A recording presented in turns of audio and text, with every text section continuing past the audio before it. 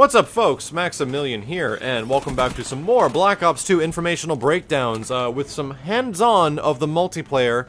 And the game is actually online with competitive multiplayer. That's right, David Vonderhaar, the one of the main developers for the game, said that they're testing out the servers for Black Ops, and anybody that was lucky enough, like myself, to get a pre-release copy or an early copy of the game, they're able to play online and test stuff right now. So I have some stuff to report back to you, since a lot of people want to know about like the netcode, and I made a lot of videos talking about like the netcode of Black Ops. In the situation right now, there's not many people within matchmaking right now of Black Ops 2, but for the most part, I will definitely say the netcode feels different than any other Call of Duty before.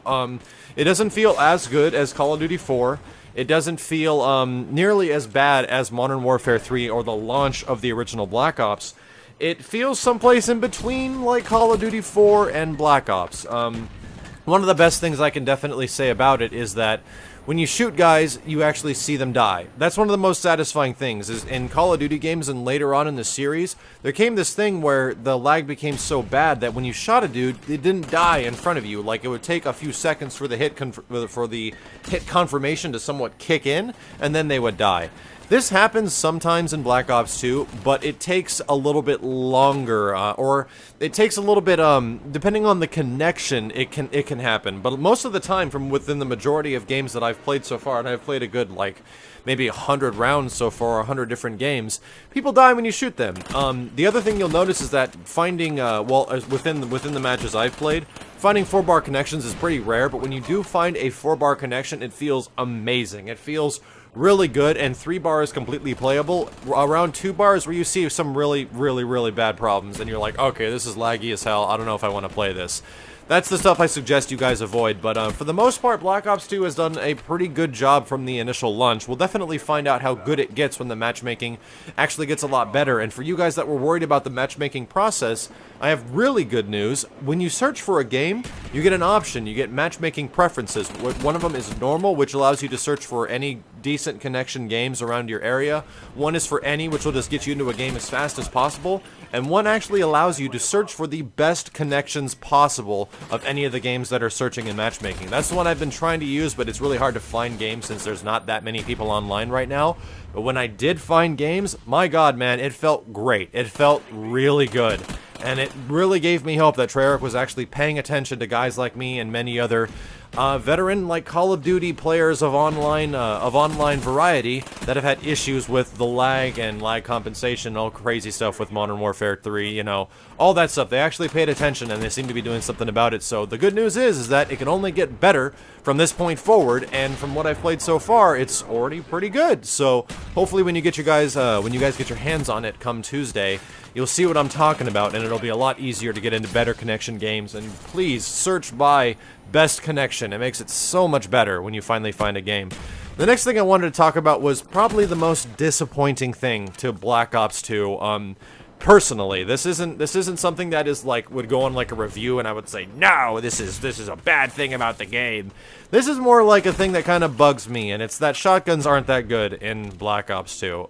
Straight up, it seems that Treyarch has a real hard time designing like a decent shotgun. In the original Black Ops, they had the only decent shotgun was the fact that you can have the SPAS 12 with a silencer, and it didn't negate the distance, and it made it somewhat usable. You can actually do fairly well, and it was a decent shotgun. There is absolutely nothing in this game similar to the fashion of the SPAS 12 from Modern Warfare 2, which is a little disappointing. Some people don't like that gun. Some people have a huge problem with the SPAS 12 in Modern Warfare 2, but to be honest, it was one of the most fun things of the entire Call of Duty series, even though it was really powerful. So many other things beat it out really hard, but the SPAS 12 rewarded for twitch movement, for consistent running around, for being really fast with your accuracy on picking your targets.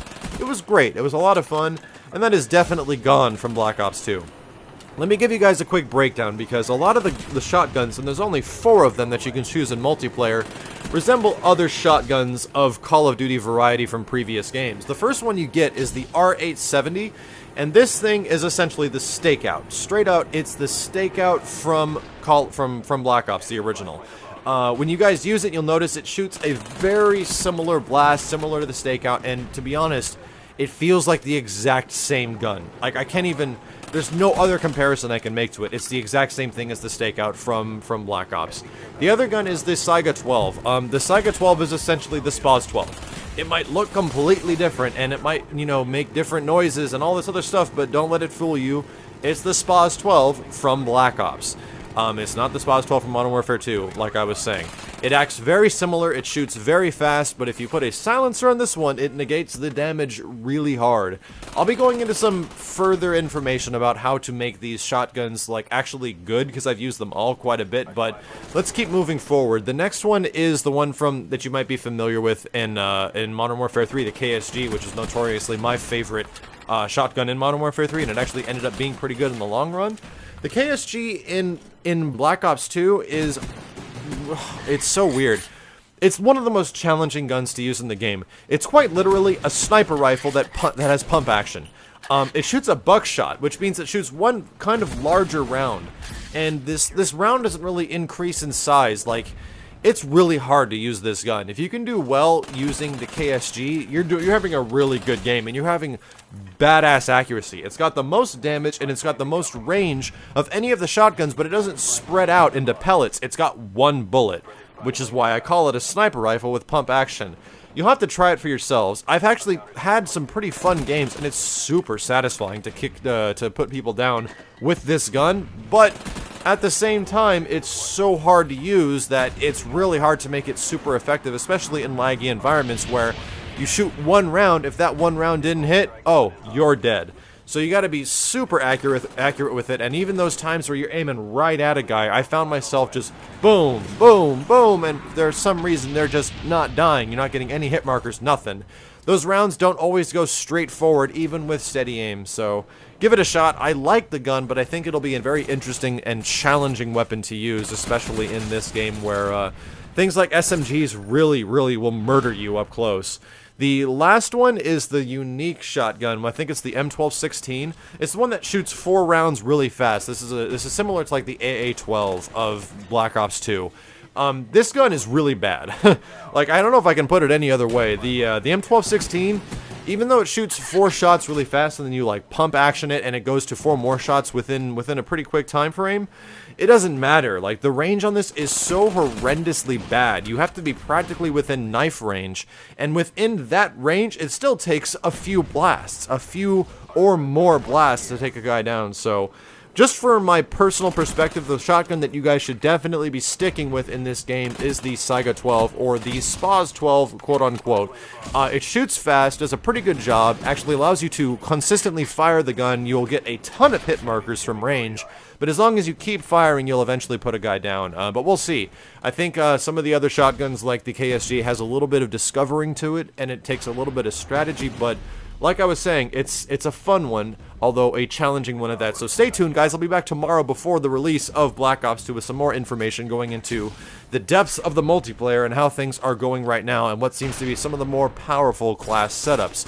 Stay tuned. My name is Maximilian, and I'll see you guys next time.